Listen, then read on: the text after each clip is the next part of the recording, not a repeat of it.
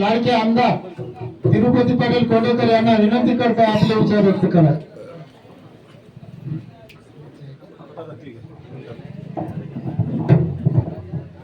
मुदखेड तालुक्यातील काँग्रेस कार्यकर्त्यांसाठी संपर्क कार्यालयाच्या या उद्घाटनाच्या कार्यक्रमाला ज्यांच्या शुभ हस्ते या कार्यालयाचं उद्घाटन झालं असे नांदेड लोकसभा मतदारसंघाचे लोकप्रिय खासदार आपले सर्वांचे नेते आदरणीय रवींद्र पाटील चव्हाण साहेब या ठिकाणी आवर्जून उपस्थित असलेले ओबीसी सेलचे महाराष्ट्र प्रदेश काँग्रेसचे अध्यक्ष आमचे मार्गदर्शक आदरणीय यशपाल विंगे सर, दुसरे आपले काँग्रेस पक्षाचे धडाडीचे जिल्हाध्यक्ष आमचे काका आदरणीय राजेश पावडे साहेब, या ठिकाणी उपस्थित असलेले सर्वजण कोवळे साहेब, आमचे जिल्हा उपाध्यक्ष आणि आपल्या सगळ्यांचे परमनंट आमदार दादाराव पाटील नागेरीकर, आम्ही सूर्यकांत चौधरी सर, पिंटू पाटील वासरीकर या ठिकाणी उपस्थित असलेले आता ज्यांनी या ठिकाणी आपल्याला मार्गदर्शन केलं,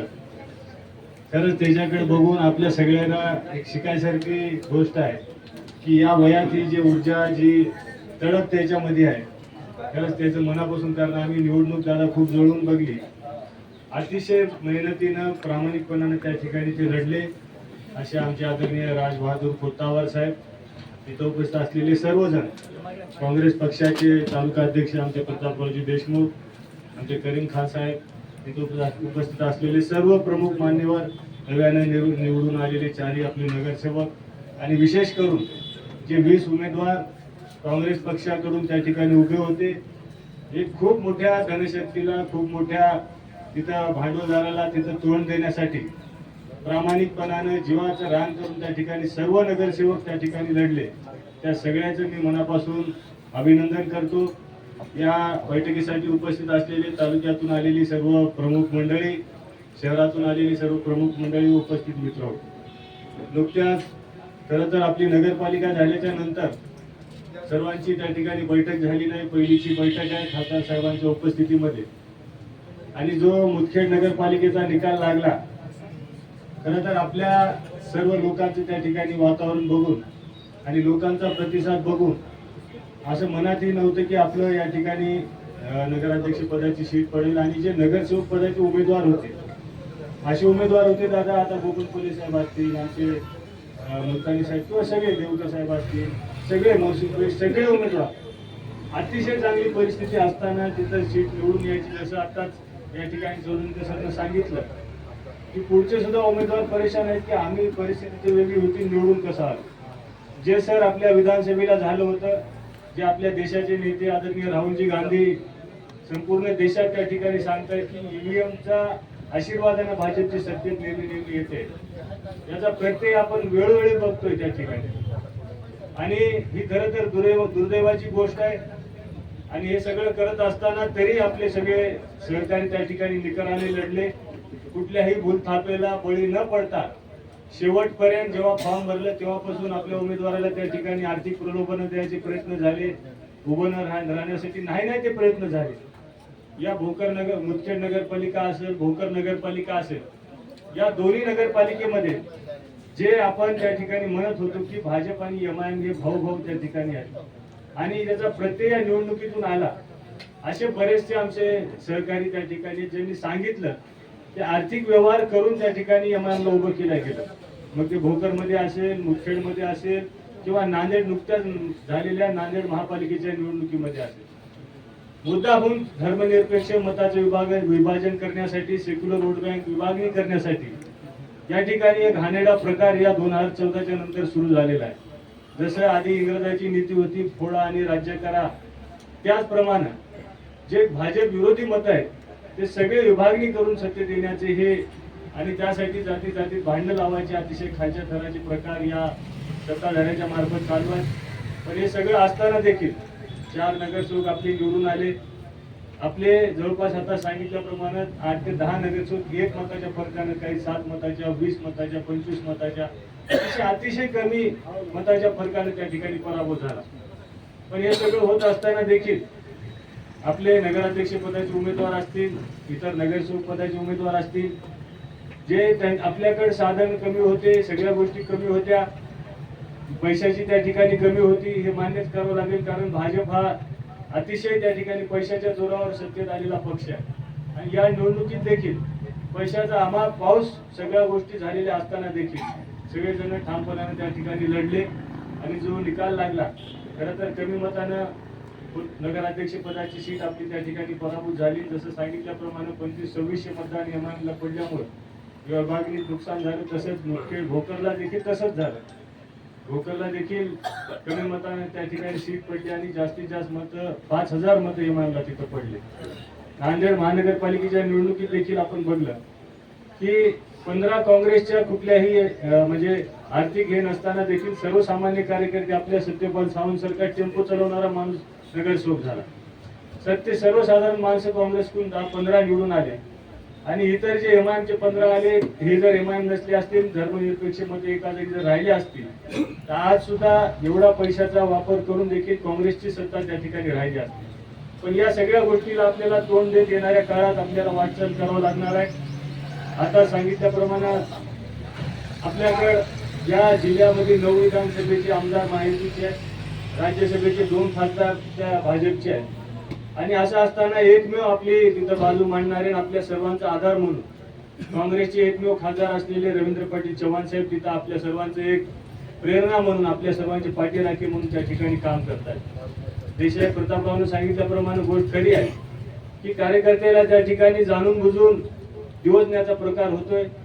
कारण सांगितलं जाते की आम्ही तुमच्या सोबत राहिलो, लढलो. हे जे कार्यकर्ते आपल्या सोबत राहिले हे कुठल्याही म्हणजे आर्थिक याला बळी न पडणारे प्रामाणिक कार्यकर्ते आपल्या सोबत राहिले. पण पारडीचं जे त्याने उदाहरण दिलं की अतिशय चांगली दादा आपली टीम होती, प्रामाणिक माणसं होती आणि ते आम्हाला बोलले देखील की नाईलाजानं आम्हाला पक्षप्रवेश त्या ठिकाणी करावा लागत आहे. कारण गावातले लोक त्याला सांगितलं गेलं खरं तर की आपल्या गावात निधी नाही, तिकडे राहिल्यामुळे तुम्हाला निधी नाही आणि म्हणून तुम्ही तिकडे पक्षप्रवेश करा, आपल्या गावाचा विकास होईल, त्याच्यावर दबाव आणला गेला. त्याच्या मनी ध्यानी नसताना ह्या गोष्टी झाल्या. पण मी त्याला सांगणार आणि येणाऱ्या काळात अजून हा प्रयोग अजून जास्त प्रमाणात राबवण्याची शक्यता आहे. जे बाकी गावचे कार्यकर्ते आपल्या सोबत आहेत, भाजपला आणि विशेष करून अशोकरावला एकच गोष्ट खटकायली की एवढं सगळं असताना प्रामाणिक इमानदार काम करणारी माणसं आजही काँग्रेस सोबत आहेत आणि त्यांच्यासोबत जे काही केले ते फक्त आणि फक्त स्वार्थासाठी, कोणाला गुत्तेदारी भेटावं म्हणून, कोणाचं काही काम म्हणून फक्त स्वार्थासाठी गेलेले. त्यामुळे येणाऱ्या काळात देखील जे आपल्या सोबत कार्यकर्ते आहेत त्यांना अजून दिवसण्याचा प्रयत्न होईल, प्रलोभन देण्याचा प्रयत्न होईल, भावनिक करायचा प्रयत्न होईल. तुम्ही पैशाला बोलणार नाही त्याला माहिती आहे, पण जाणून बुजून मग भावनिक काय करायचा प्रयत्न होईल, त्रास द्यायचा प्रयत्न होईल. पण कोणताही काळ रावणाचं राज्य इतके दिवस चाललं नाही. त्याच्यामुळं काळजी करू नका. कोणाचाही काळ काय आयुष्यभर चालत नसते. कालचा दिवस आज नसते, आजचा दिवस उद्या नसते. त्यामुळे आज जरी आपला कठीण प्रसंग असला, तुम्हाला माहिती आहे तुम्ही आम्ही त्याच्यातून गेलेलो आहोत. तुम्हाला खूप त्रास होत असताना तुम्ही काँग्रेस पक्षात आज काम करायला. मी जरी पक्षाचा उमेदवार होतो, तुम्ही एवढी समोर बलाढ्य शक्ती असताना देखील सर्वांनी तुमच्या आशीर्वादाने मला जवळपास 83,000 मतं आपण सगळ्यांना दिली. निवडून त्या ठिकाणी आलो असतो, पण जे काही झालं असेल ते ईव्हीएमचा घोळ असेल किंवा इतर काही गोष्टी असतील, पण आपण एक सर्वसामान्य कुटुंबात येऊन एवढ्या मोठ्या शक्तीला तोंड देत असताना दररोज आपल्याला या गोष्टी अडचणीचा याचा सामना करावा लागतोय. मी जरी आज इथं असेल तर मला देखील नाहक त्रास द्यायचा प्रयत्न त्या वेगवेगळ्या माध्यमातून चालू आहे. पण मी तुमच्या सगळ्याला एवढीच हात जोडून विनंती करतो, येणाऱ्या काळात देखील कुठल्याही गोष्टी तुम्हाला जरी या ठिकाणी प्रलोभन द्यायचा प्रयत्न झाला, मी ते पार्टीचं उदाहरण देऊ लागलो. खरं तर त्याची दिशाभूल केली गेली. त्याला मी बोललो देखील, त्याला असं सांगलं गेलं की तुम्ही इकडे नसल्यामुळे निधीची त्या ठिकाणी कमतरता आहे. पण जे आज भाजपमध्ये सरपंच आहेत, जे भाजपच्या ग्रामपंचायत आहेत, त्याच्या गावात 1 रुपयाचं काम नाही. कोण्याच गावाला काहीच काम नाही. म्हणायला फक्त मनाच्या गोष्टीत येईपर्यंत लोकांना दुरून डोंगर साजरा दिसायला जे गेलेले आहेत, खासगीत आम्हाला बोलतात, परेशान आहेत ते की बाबा आम्ही जाऊ नये, काहीच नाही, उगाच तुमचं तरी कस तरी आम्ही स्वाभिमानानं तरी कुठे गेलं तर मान खाली घालून जावं लागेल म्हणजे आम्हाला. त्याच्यामुळं तुमच्या कार्यकर्त्याला मी सगळ्याला हात जोडून विनंती करतो, खासदार एकमेव आपल्या पैसे आहेत. डीपीडीसीला या 1-1.5 वर्ष झालं या सरकार येऊन कोण्याही गावात आपण बघितलं असेल की 1 रुपयाचा निधी भाजपच्या आमदाराचा सुद्धा नाही. ते फक्त निवडणुका समोर आल्या म्हणून त्याचे जे पिढ्याना पिढ्याचा धंदा आहे की निवडणूक आली की बोर्ड लावायचा, नारळ फोडायचं, त्याच्या कामाचा माईचा पत्ता नाही ना बाबाचा पत्ता नाही. ते फक्त बोर्ड लावतात, इलेक्शन आले की जवळ जातात, पण निधी कुठलाही तिथे उपलब्ध नाही. त्यामुळे फक्त लोकांच्या डोळ्यात धूळ फेकायची, निवडणूक जवळ आल्या की गावोगावी जायचं, बोर्ड लावायचे, नारळ फोडायचं. निधी काय कुठलाच उपलब्ध नाही. जल जीवन मिशनची आज काय हालत आहे. एकाही गावात प्यायला दादा पाणी जल जीवन मिशनच्या माध्यमातून गेलेलं नाही. आणि टेंडरचं तुम्ही बघितलं असेल, जे गावच्या हक्काची ते काम होते त्याला क्लब करून एकच 700-800 कोटीचं टेंडर केलं. तत्कालीन आमदार, तत्कालीन खासदार जे कोणी होते याने काय त्याच्यातून वाटा घेतला. लोकांना आजही लोक उपाशी आहेत. 3-3, 4-4 वर्ष झाले जलजीवनचे पैसे तिथे पेंडिंग आहेत. पुणे गावात आजपर्यंत पिण्याला पाणी त्या ठिकाणी मिळालं नाही. एकमेव माझं गाव आहे दादा कोंढा. त्या गावात आम्ही ग्रामपंचायत आमची होती, त्या ठिकाणी विहीर मंजूर करून घेतली आणि गेल्या 2 वर्षापासून गावात पाणी पुरवठ्याचं त्या ठिकाणी पाणी चालू आहे. आणि त्याच्यात याच्या पोटात एवढं दुखलं. मागे तुम्हाला मी सांगितलं, माझ्या गावात म्हणजे पाणी पुरवठ्याची विहीर करायला त्या ठिकाणी भिंगेसर ग्रामपंचायतची जागा नव्हती. मी माझ्या शेतातली स्वतःची जागा मोफत दान करून ग्रामपंचायतला दिली, त्याचं दानपत्र करून घेतलं आणि निवडणुकीमध्ये यानं मुद्दा केला. आणि निवडणूक झाल्याच्या नंतर राज्याच्या माजी मुख्यमंत्र्याला एवढी गोष्ट खटकली, एका गावातल्याला सांगून अर्ज द्यायला लावला की हे ग्रामपंचायतच्या पिण्याचं पाणी स्वतःच्या शेतासाठी द्यायला म्हणून तक्रार केली. पोलीसवाल्याचं काम नाही, पण पोलीसवाले 2 दिवस 20-25 पोलीसवाले आमच्या गावानं, आमच्या शेतानं फिरायले, पाईपलाईन हुडकायले, कशातच काय नाही. म्हणजे एवढा मोठा नेता फक्त नावाला आहे, पण कोण्या सर्वसामान्य कार्यकर्त्याला. नंतर बरं झालं, मी म्हणलं हे नेहमी चर्चा करायचे. जिल्हा परिषदचा अहवाल आला, त्यानं बघितलं की कुठलेही चुकीचं काम इथं झालेलं नाही. आमच्या तिथं कॅलनाचं पाणी आहे, 10-20 बोर आहेत, विहीर आहे. हे असताना मी काय तेवढा मूर्ख आहे का त्या पिण्याच्या पाण्याचं टाकीचं पाणी कशाला कोण घेईल. पण एवढ्या कच्च्या कानाचा हे नेता आहे. आम्हाला आज त्या ठिकाणी आम्ही त्याच्यासमोर इतके वर्ष काम केलं, पण केल्याच्या नंतर खरंच एवढं वाईट वाटायला की चुकीच्या माणसासंग आम्ही आमचं आयुष्य त्या ठिकाणी पणाला लावलं. आम्ही रक्ताचं पाणी केलं, प्रामाणिकपणानं काम केलं, पण जेव्हा आम्हाला ती विचारधारा पटली नाही, आजही आमचा व्यक्ती म्हणून त्याला विरोध नाही झाला. आम्हाला ते भारतीय जनता पार्टीची जे विचारधारा आहे ते अजिबात आम्हाला कालही मान्य नव्हती, आजही नाही. आम्ही छत्रपती शिवाजी महाराजांना मानणारी मावळं, डॉक्टर बाबासाहेब आंबेडकरांच्या संविधानानं चालणारे आम्ही मावळं.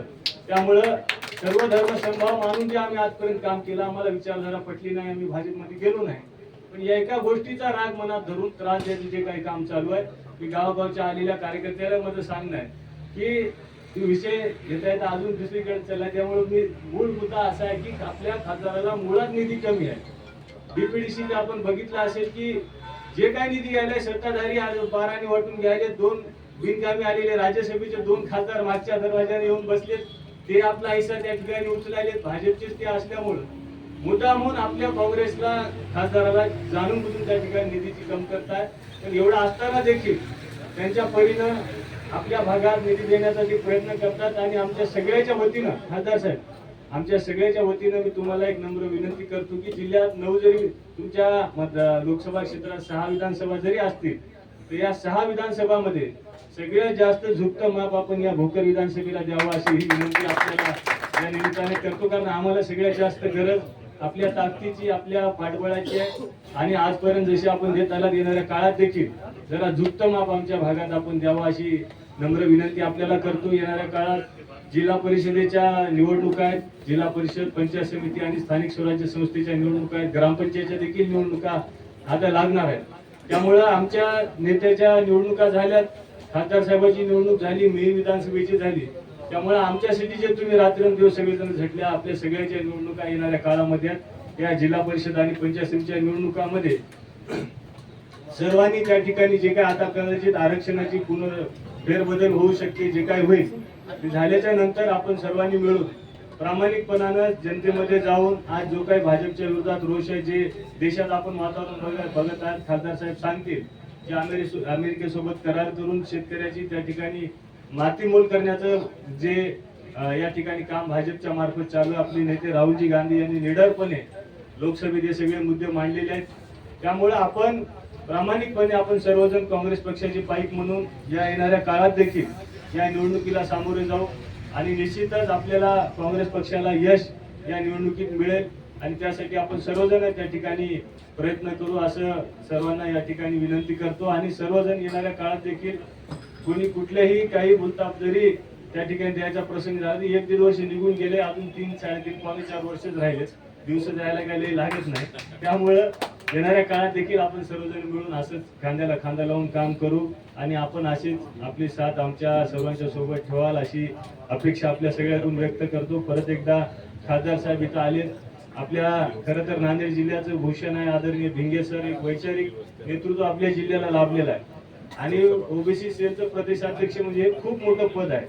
आपल्याला भिंगे सर जर रोजच्या असल्यामुळे आपल्याला कदाचित त्याची हे वाटत नसेल, पण ते खूप मोठं पद पक्षानं आपल्या जिल्ह्याला दिलेलं आहे.